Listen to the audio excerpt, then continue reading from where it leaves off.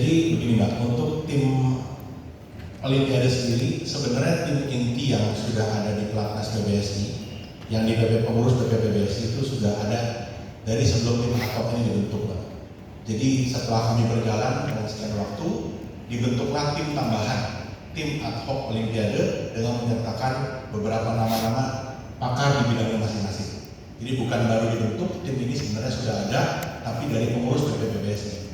Dengan tambahan baru dilaksanakan setelah tim ini dibentuk, yaitu tanggal 7 Desember 2023. Demikian informasi dari saya Mbak Wina. Terima kasih.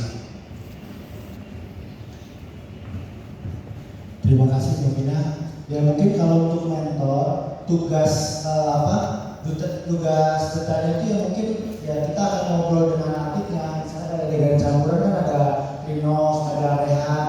Ya mungkin nanti kita akan datang di situ ngobrol sama Rehan, ngasih motivasi. Juga mungkin saya juga akan ikut sparring di situ untuk bisa memotivasi mereka. Karena kan mungkin juga kalau ada sparring mungkin juga nggak jenuh gitu loh Pak. Gitu. Kalau misalnya saya datang ke situ. Nah mungkin kalau misalnya sesi khusus itu, kalau menurut saya kan sekarang zamannya udah zaman maju ya Pak ya. Mungkin kita bisa langsung bisa pribadi, kita selalu kasih motivasi, apa kekurangannya, apa kelebihannya, dan kita pasti akan ngobrol di situ gitu Pak. Jadi ya kalau sesi khusus mungkin ya sebisa mungkin saya akan sering ke sini gitu. Ya mungkin hari Rabu waktunya game, atau hari Jumat gitu, atau hari Sabtu gitu. Tapi nggak mesti Mbak gitu. Jadi kalau sesi khususnya ya mungkin biasanya setelah latihan nanti kita akan briefing tuh Mbak. Ada kekurangannya apa, kelebihannya apa gitu. Dan kalau untuk pendekatan secara personalnya itu mungkin ya bisa dari WA, dan sekarang kan bisa jadi ya kayak gitu lah Mbak. Nah, terima kasih Mbak. Ya, terima kasih Oli. Jadi mengulang tadi dari pernyataan Pak Arman, memang timnya sudah ada, ini dibentuk untuk melengkapi kekurangan begitu ya Pak Arman ya, dari tim supaya lebih baik lagi menjelang Olimpiade, karena persaingannya kita tahu sangat berat, sangat sulit, maka tim ini dibentuk untuk lebih spesifik untuk menangani Olimpiade, atlet-atlet yang akan ke Olimpiade. Tapi menarik memang Mbak Wina, biasanya kalau ke psikolog kurang lebih baik loh, mentor, rekan sesama perjuangan gitu ya Pak ya. Mungkin harusnya mereka akan bisa lebih banyak curhat. Harusnya ada kolaborasi di sana juga ya Pak Dewi nantinya. Kira-kira seperti itu Mbak Wina, sudah menjawab pertanyaan ya Pak? Tadi sih ada yang belum terjawab dari Owi. Ya, nanti dari mentor pelatih sendiri. Oke. Jadi mentor pelatih sendiri seperti apa gitu?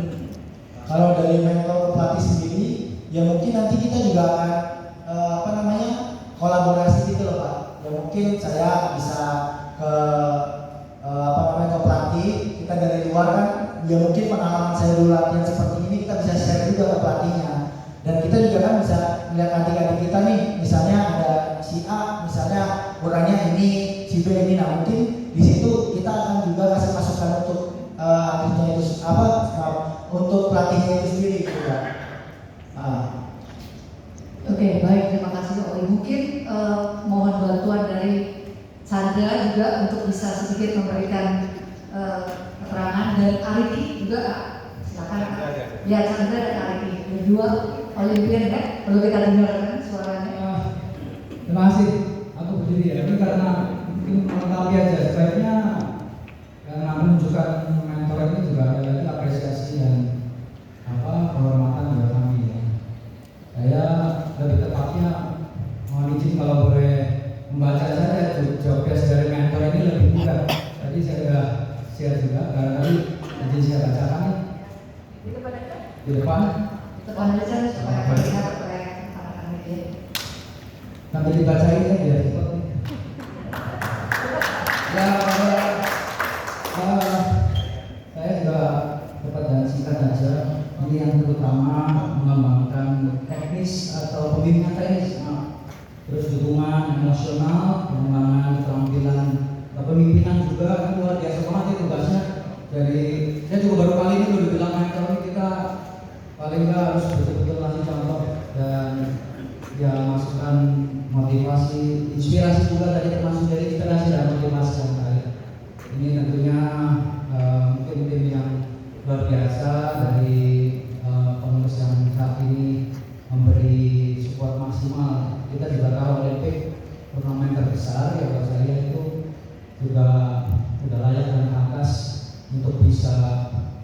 sepenuhnya. Saya lebih kurang 20 tahun ini baru kesini lagi. Jadi karena saya bilang juga dari awal manajemen Pak Fadil karena tanggung jawab saya besar, punya alat, punya bor ya. Saya dulu berangkat security segala, mau tidak mau ya banyak juga tanggung jawab jadi. Tapi saya bilang prinsipnya saya tidak mencederai semangat spirit adik-adik teman-teman saya yang akan berjuang di Olimpik. Dan ini juga sebuah kehormatan sekali lagi apabila ini bisa menjadi spirit kita semua untuk mensukseskan Olimpik di Paris.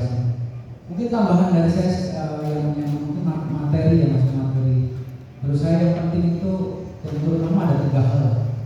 Ya, yang pertama itu mungkin atlet-atlet kita sekarang. Oh ya sebelumnya tadi setelah dikeluarkan SK tanggal 7 Desember itu, saya sebetulnya udah betul-betul mikir sempat berpikir untuk mundur, tapi tadi yang saya bilang yang saya hargai dan saya hormati. Setelah itu saya sudah koordinasi sudah berapa kali juga saya datang dan bahkan ikut berlatih di sini tanggal 2 dan tanggal 3 kemarin. Karena saya menggajet saya mau maksimal betul yang support bagaimana kalau di lapangan berapa koordinasinya mesti cepat gitu ya. Dan tadi yang perlu juga mungkin disampaikan di sini ada baiknya karena secara informal maupun formal baik di medsos ataupun secara langsung kepada pelatih maupun pada atlet-atletnya. Kalau dari saya hal yang perlu dikuasai atau dipelajari bahkan melalui proses dan apa yang harus dikuasai tadi adalah pertama mungkin